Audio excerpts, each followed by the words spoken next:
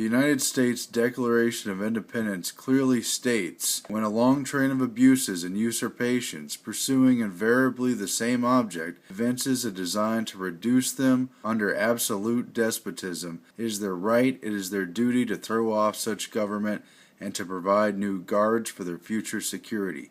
Has America today fallen into a despotism? Look at the evidence from this 1946 National Archive film. You can roughly locate any community in the world, somewhere along a scale running all the way from democracy to despotism. Let's find out about despotism. This man makes it his job to study these things. Well, for one thing, avoid the comfortable idea that the mere form of government can of itself safeguard a nation against despotism. We also understand that the current structure of our government is a patchwork, to put it best, of overlapping responsibilities, and it really does hinder our ability to protect the homeland. President George W. Bush signed the Patriot Act, which gave law enforcement broader authority. Today we take an essential step in defeating terrorism while protecting the constitutional rights of all Americans. I've got a pen and I've got a phone, and I can use that pen to sign executive orders and take executive actions. I do what I want. When a competent observer looks for signs of despotism in a community, he looks beyond fine words and noble phrases. Many observers have found that two workable yardsticks help in discovering how near a community is to despotism: the respect scale and the power scale. As a community moves towards despotism, respect is restricted to fewer people. The FBI wants you to join in on the fight against terrorism. Do you own a coffee shop or perhaps a newsstand? Well, if so, you should be wary of people paying in cash. That's right, people who pay for small purchases in cash, like coffee or gum. Apparently that's a big red flag. Big time.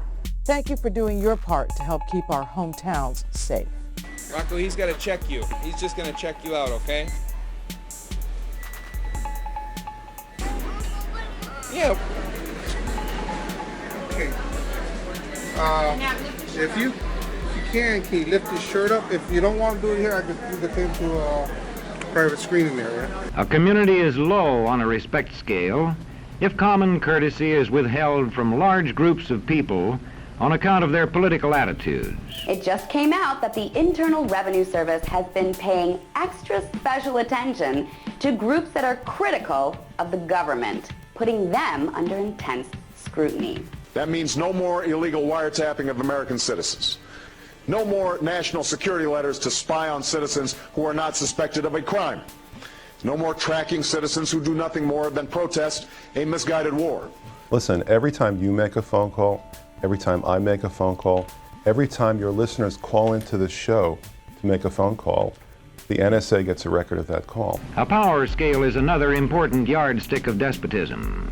Communities which concentrate decision-making in a few hands rate low on a power scale and are moving towards despotism. You know, the Federal Reserve was created in order to concentrate power. To recommend the measures that a stricken nation in the midst of a stricken world. In the event that the national emergency is still critical, I shall ask the Congress for the one remaining instrument to meet the crisis: broad executive power. The test of despotic power is that it can disregard the will of the people. It rules without the consent of the governed. But we have to pass the bill so that you can find out what is in it. When legislatures become ceremonial assemblies only and have no real control over lawmaking, their community rates low on a power scale.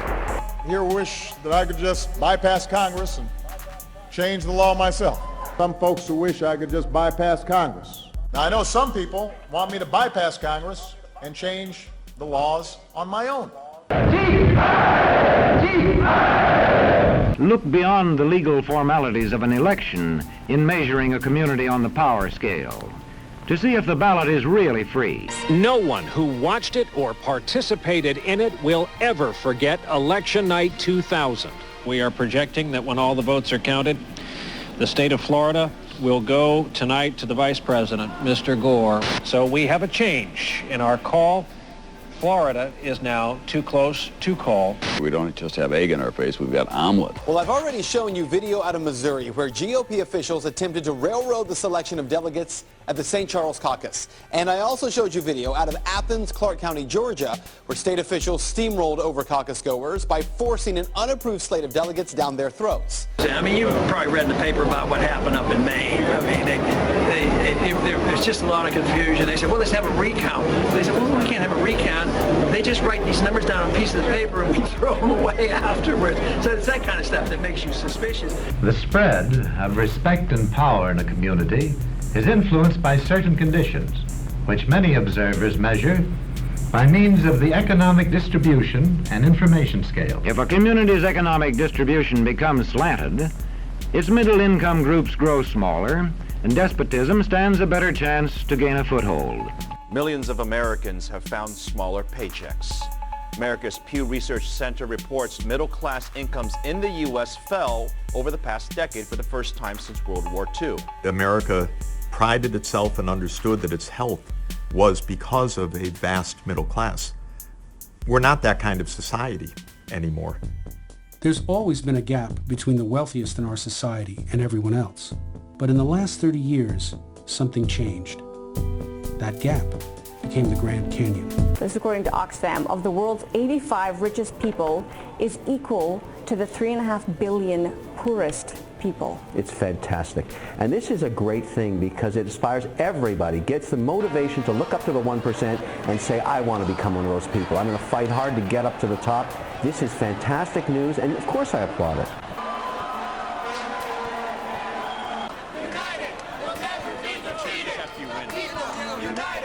One sign of a poorly balanced economy is the concentration of land ownership in the hands of a very small number of people. But Fahey was convicted of 12 misdemeanors. He's been jailed and forced to destroy his own home. So have many other Valley property owners targeted by the county's code enforcement forces. Over the past week or so, it has become apparent that certain federal agencies have, in a number of instances, acted rather intentionally to cause what I would consider undue hardship for the purpose of making a political point. In Nevada, an elderly couple was kicked out of their home because their home was built on federal land. I'm getting scared. I'm really getting scared, you know. I'd really make it on what I have now. When farmers lose their farms, they lose their independence. Multi-billion-dollar, globally operating biotech agriculture giant takes on a 76-year-old American farmer based in Indiana. Unfortunately, the Obama administration has been walking lockstep with Monsanto and basically has taken some pro-GM people from Monsanto and related organizations and put them into key positions like food safety czar, like USDA secretary, like USAID director. So basically, if we're dealing with the federal government, we're dealing with an arm of Monsanto. I mean, let's be realistic. Money talks, lobbyists talk. U.S. opinion doesn't necessarily change policy. To the extent that this condition exists throughout a nation, the likelihood of despotism is increased. If this condition exists over the nation as a whole, so that the control of jobs and business opportunities is in a few hands, despotism stands a good chance.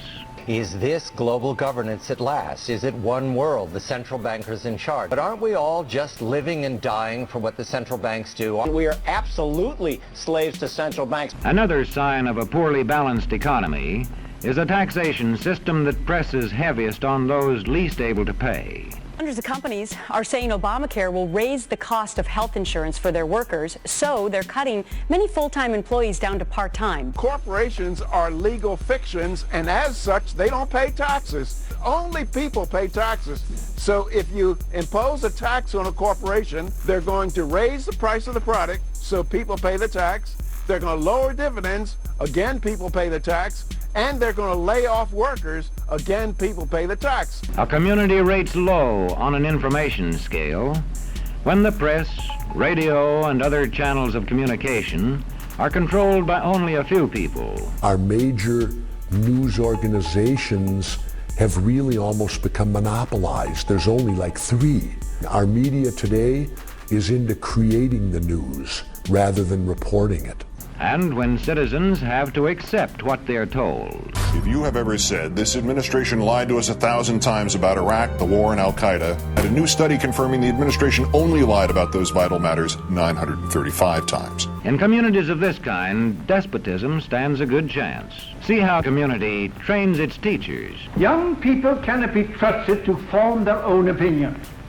This business about open-mindedness is nonsense. It's a waste of time trying to teach students to think for themselves. Common Core has a poem now. 85th grade students recited this together at their promotion ceremony. It's our job to tell them. And it's called We Learned More with Common Core. In 2009, the National Governors Association and the Council of Chief State School Officers partnered with Achieve, Inc., a nonprofit that received millions of funding from the Bill and Melinda Gates Foundation. Keep in mind, the specific standards were never voted upon by Congress, the Department of Education, state or local governments. Are you smarter than a Common Core fourth grader? The problem is, Mr. Yamato's class has 18 students. If the class counts around by a number and ends with 90, what number did they count by? If they solve it in those 2 steps, they get it marked wrong. They are expected to draw 18 circles with 90 hash marks, solving this problem in exactly 108 steps. Runner and cubes are strategies for learning more with Common Core. The standards left students with an empty skill set, lacking literary knowledge. Let's talk about the goals of Common Core. Remember the quote by Hitler? Give me your children, and in 10 years, I'll change society. We have to break through our kind of private idea that kids belong to their parents or kids belong to their families and recognize that kids belong to whole communities. Why don't we just manufacture robots instead of students? They last longer and they always do what they're told. Economy, government, revolutionary war. We learned more with Common Core. There is compulsory environmental education as a part of the UN Convention on the Rights of the Child. Regularly monitors the countries that are involved. They tell them if their television programs are not sufficiently promoting the agenda. Questions are not encouraged. Have you got a textbook? Yes, ma'am. Does it say here that our law courts are always just? Yes, ma'am. Then how dare you question the fact? Wherever there's a child, the treaty prevails. We learned more with Common Core. And when teachers put such training into practice, despotism stands a good chance. These children are being taught to accept uncritically whatever they're told.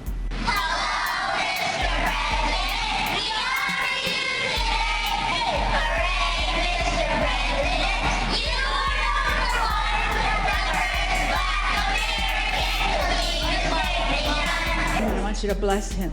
Speak a blessing to him. Once you do that, raise your hand to speak a blessing to him. And if books and newspapers and the radio are efficiently controlled, the people will read and accept exactly what the few in control want them to. They want obedient workers,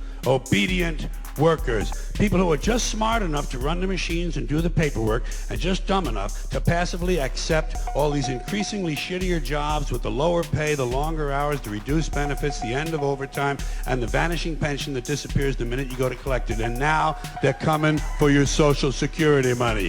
What sort of community do you live in? Where would you place it on a democracy-despotism scale? The lower your community rates on economic distribution and information scales, the lower it is likely to rate on respect and power scales, and thus to approach despotism. What happens in a single community is the problem of its own citizens. But it is also the problem of us all, because as communities go, so goes the nation.